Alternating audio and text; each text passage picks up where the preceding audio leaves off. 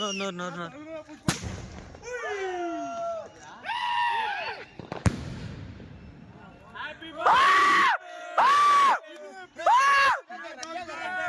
cake எத்தாச்சு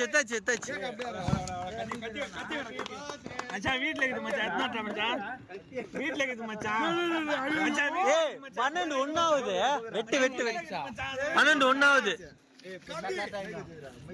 வீட்டுல